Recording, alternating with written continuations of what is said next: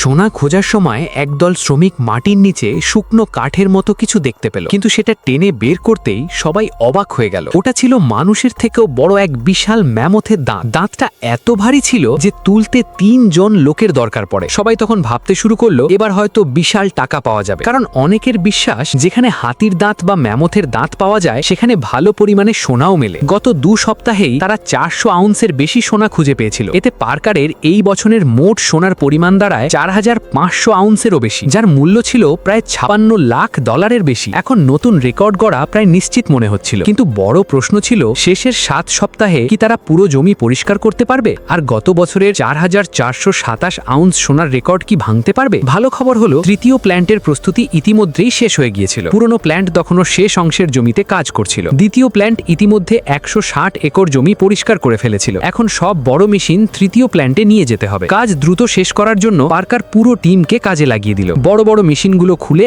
আলাদা অংশে ভাগ করা হলো। তারপর আলাদা টিম তৈরি করে সব যন্ত্র নতুন জায়গায় পাঠানো হয়। সেখানে পৌঁছে আবার মেশিন জোড়া লাগানোর কাজ শুরু হয়। দীর্ঘদিনের কঠোর পরিশ্রমে দুর্বল শ্রমিকরা আগেই দল ছেড়ে চলে গিয়েছিল। যারা বাকি ছিল তারা সবাই খুব দ্রুত আর অভিজ্ঞ ছিল। মাত্র কয়েক ঘন্টার মধ্যেই পুরো সেটআপ তৈরি হয়ে গেল। কয়েক বছর আগে একই কাজ করতে 1-2 দিন লেগে যেত, কিন্তু এখন তাদের জন্য সময়ই ছিল সবচেয়ে মূল্যবান জিনিস, কারণ মাত্র 1 ঘন্টা সময় বাঁচানো মানেই আরো কয়েক আউন্স বেশি সোনা। নতুন প্ল্যান্ট চালু হতেই তৃতীয় অংশের জমি খনন শুরু হয়ে যায়। ঠিক তখনই একজন শ্রমিক মাটি থেকে আরো একটি বিশাল দাঁত খুঁজে পায়। এটা পুরো টিমের জন্য দারুণ সুখবর ছিল, কারণ অনেকেই বিশ্বাস করত এমন দাঁত পাওয়া মানেই আশেপাশে ভালো সোনা রয়েছে। কিন্তু সত্যিই কি এমন হয়? এরপর এই সপ্তাহের হিসাব সামনে আসে। প্রথম প্ল্যান্টে পাওয়া যায় 165 আউন্স সোনা, দ্বিতীয় প্ল্যান্টে মেলে 291 আউন্স। এই গতিতে চললে গত বছরের রেকর্ড ভাঙা প্রায় নিশ্চিত মনে হচ্ছিল। কিন্তু সমস্যা হলো সিজন শেষ হতে তখনও মাত্র 6 সপ্তাহ বাকি ছিল, আর এখনো 40% জমি খনন করা বাকি ছিল। বর্তমান মেশিন দিয়ে এত কাজ শেষ করা সম্ভব ছিল না। তখন পার্কার বুঝতে পারলো এবার বড় সিদ্ধান্ত নেওয়ার সময় এসেছে। অন্য এলাকায় থাকা বিশাল একটি মেশিন মাত্র 4 সপ্তাহে 12,221 আউন্স সোনা তুলেছিল। এখন সেটাকে এখানে নিয়ে আসতেই হবে। কিন্তু সমস্যা হলো মেশিনটির ওজন ছিল 45 টন, 2 জায়গার দূরত্ব ছিল প্রায় 5 কিলোমিটার। সবচেয়ে শক্তিশালী খনন যন্ত্র সেটাকে টানতে গিয়ে হিমশিম খাচ্ছিল। ধীরে ধীরে মেশিনটা এগোচ্ছিল। মাঝপথে অতিরিক্ত গরম হয়ে যাওয়ায় কাজ বন্ধ করতে হয়। তারপর মেশিন ঠান্ডা করা হয়। অনেক চিন্তার পর পার্কার কৌশল বদলে দেয়। সে ভারী অংশটাকে সামনে নিয়ে আসে যাতে ওজন সমানভাবে ভাগ হয়। এরপর কাজ অনেক সহজ হয়ে যায়। অনেক মাস পর অবশেষে 2 বিশাল মেশিন